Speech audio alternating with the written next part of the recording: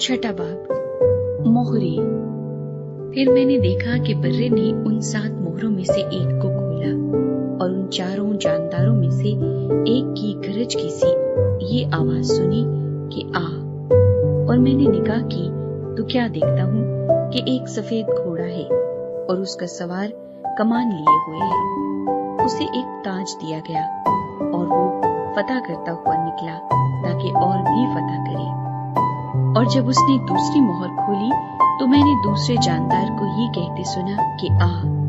फिर एक और घोड़ा निकला जिसका रंग लाल था। उसके सवार को ये इख्तियार दिया गया कि जमीन पर से सुलह उठा ले ताकि लोग एक दूसरे को कत्ल करें, और उसे एक बड़ी तलवार दी गई। और जब मैंने तीसरी मोहर खोली तो मैंने तीसरे जानदार को ये कहते सुना कि आ। और मैंने निगाह की तो क्या देखता हूँ कि एक काला घोड़ा है और उसके सवार के हाथ में एक तराजू है। और मैंने गोया उन 4 जानदारों के बीच में से ये आवाज आती सुनी कि गेहूं दीनार के सेर भर और जौ दीनार के 3 सेर और तेल और मैं का नुकसान ना कर। और जब उसने चौथी मोहर खोली तो मैंने चौथे जानदार को ये कहते सुना कि आ।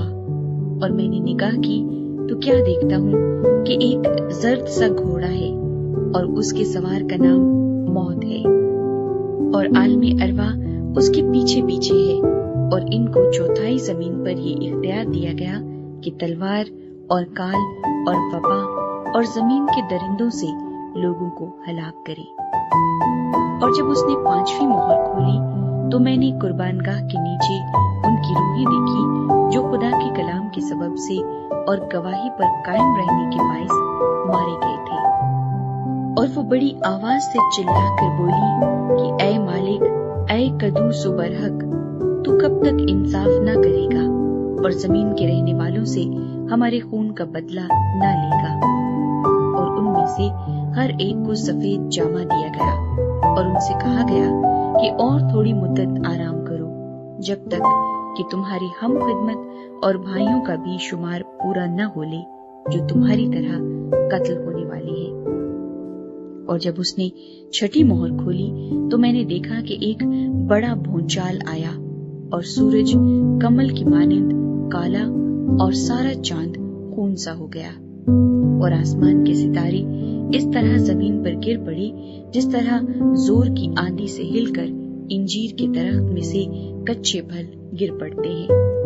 और आसमान इस तरह सिरक गया जिस तरह मकतूब लपेटने से सिरक जाता है। और हर एक पहाड़ और टापू अपनी जगह से टल गया। और जमीन के बादशाह और अमीर और फौजी सरदार और मालदार और जोर आवर और तमाम गुलाम और आजाद पहाड़ों के गारों और चट्टानों में जा छुपे और पहाड़ों और चट्टानों से कहने लगे कि हम पर गिर पड़ो और हमें उसकी नजर से जो तख्त पर बैठा हुआ है और बर्रे के गजब से छुपा लो, क्योंकि उनके गजब का रोजे अजीम आ पहुंचा। अब